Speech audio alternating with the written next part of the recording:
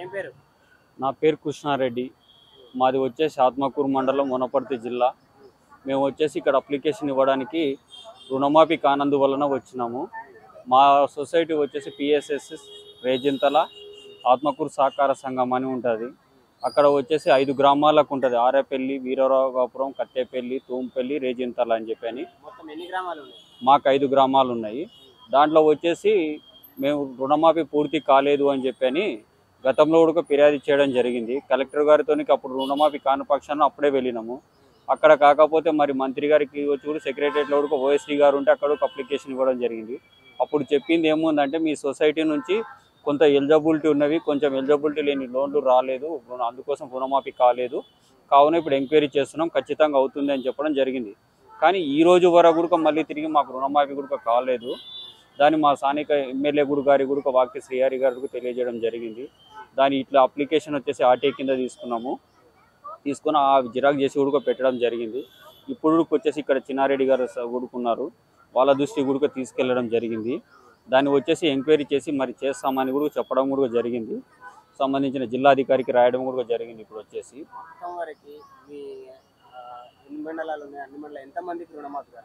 మాది వచ్చేసి ఒకటే మండలం. ఆ దాంట్లో వచ్చేసి కూడా 5 గ్రామాలకే ఉంటుంది. మాది ఎస్బీఐకి అనుబంధ సంస్థ, మాది సొసైటీ ఆత్మకూరు మండలంలో 5 ఊర్లకి అది.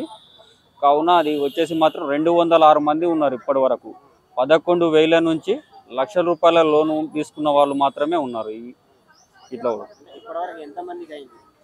ఇప్పటి వరకు వచ్చేసి 70 మందికో 80 మంది మాత్రం అయిందని బట్టి సక్రమంగా చెప్పడం జరిగింది. ఆ లిస్ట్ అయితే నేను అడగలేదు, సక్రమంగా ఇవ్వలేదు. కానీ ఇది మాత్రం నేను కాని వారిది మాత్రం తీసుకున్నా కనుక నా కాని వారి లిస్ట్ అయితే మాత్రం 206 మంది అని అయితే వచ్చేసింది. అక్కడ అడిగితే మాత్రం సొసైటీలో మాత్రం సరైన సమాధానం చెప్పలేదు, ఇప్పటిదాకా తిరుగుకుంటూ ఉన్నారు. దానికి కొంచెం వరెస్ట్గా మాట్లాడడం వస్తే తీసుకోండి, కొంచెం ఇబ్బందికరమైన మాటలు అయితే చెప్పడం జరుగుతుంది. కనుక మేము అడుగుతున్నాం. ఇక్కడ వచ్చేసి సొసైటీలో జరుగుతుంది ఆ విధంగా. సొసైటీలో వెళ్ళిన రైతులను చిన్న చూపుగా చూసి ప్రభుత్వం ఇస్తే తీసుకోండి, లేకపోతే లేదు, మమ్మల్ని ఎందుకు అడుగుతారు, అక్కడ ఏదన్నా ఉంటే బయట వెళ్ళి అడగండి, ఓ ఎమ్మెల్యేని అడగండి, లేకపోతే ఇంకేమన్నా అడగండి అని చెప్పడం కూడా జరుగుతుంది. అది బ్యాంకర్స్, మా బ్యాంకర్స్ చెప్పడం జరుగుతుంది. అది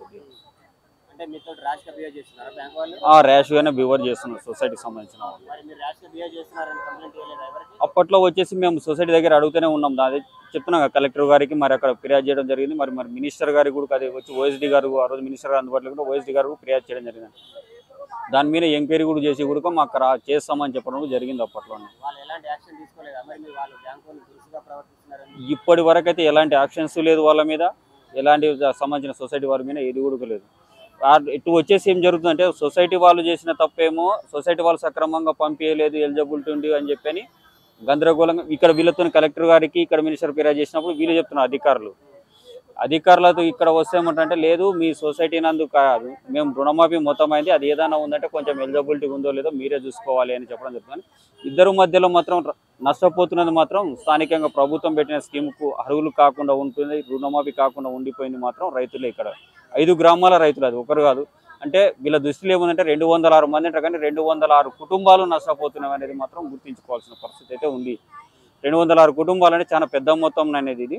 అందులో 5 గ్రామాలకే ఉంటుంది ఆ సొసైటీ కనుక. దాంట్లో 206 కుటుంబాలంటే ఒకసారి గవర్నమెంట్ ఒక పునరాలోచన చేసుకొని ఇప్పటికైనా ఫిర్యాదు చేస్తున్నాం. దీనిపైన ఉండే ఇప్పటికైనా తెలియజేస్తున్నాం కనుక మీడియా పరంగా చేతులు జోడించి కూడా అందరికీ కోరుకుంటున్నాను. ఇప్పటికైనా సరే రుణమాఫీ మంచిగా చేసి ఈ సక్రమంగా 206 కుటుంబాలను ఆదుకోవాలంటున్నాం. అందులో మరి దారుణంగా ఏంటంటే 11,000 నుంచి 16,000, 17,000, 30,000, 25,000 ఈ స్థాయి ఉన్నాయి కూడా కాలేదు అని చెప్పి నాకు బాధాకరమైన పరిస్థితి. నాది కూడా ఉంది, అందులో 70,000 రూపాయలు ఉన్నది.